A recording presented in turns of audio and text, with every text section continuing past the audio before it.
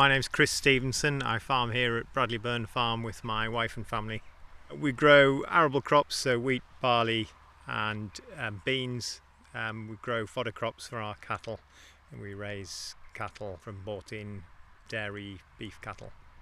We've found that our soil health was declining year on year, so we decided to introduce more cattle into the rotation, into the arable rotation. So we've put down more grass, more legumes, and tried to develop a beef rearing system that relied entirely on homegrown food, so homegrown grass and finishing on whole crop cereals and pulses. We're buying in 3 and 4 month old dairy bred steers, so there'll be British Blues and Angus steers out of dairy cows.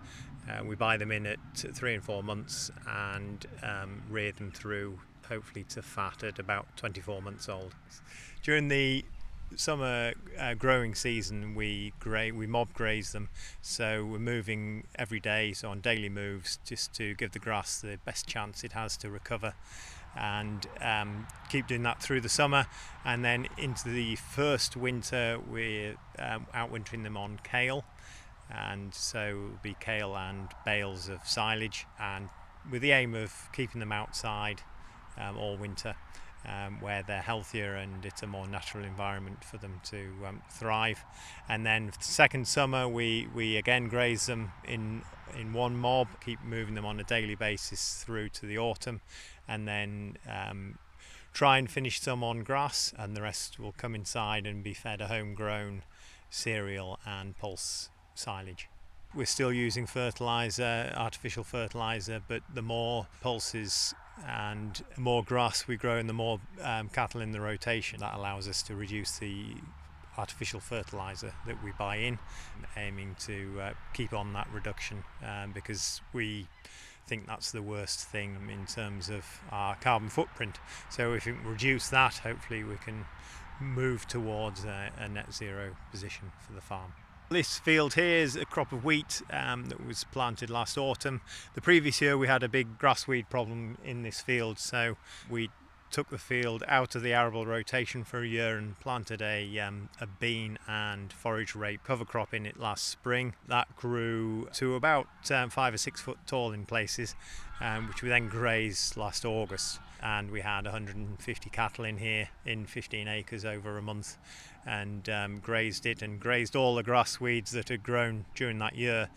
And the result of that was, when we planted wheat in the autumn, it's been relatively clean and it's been easy to control the grass weeds this year. So it's just it was a bit of an experiment in integrated crop management to try and reduce our chemical inputs, and we're really pleased with the results. It's a blend of 4 different feed varieties which we mix together in the hope that if it's more diverse, it'll have more resistant to disease, and therefore we can again reduce our fungicide input. The benefits to us are lower input costs. I think the benefit to the environment, if we can reduce our fertiliser use, is a lower carbon footprint. See, there is a reduced input cost, but we do see a reduced yield on what could be achieved in a conventional system.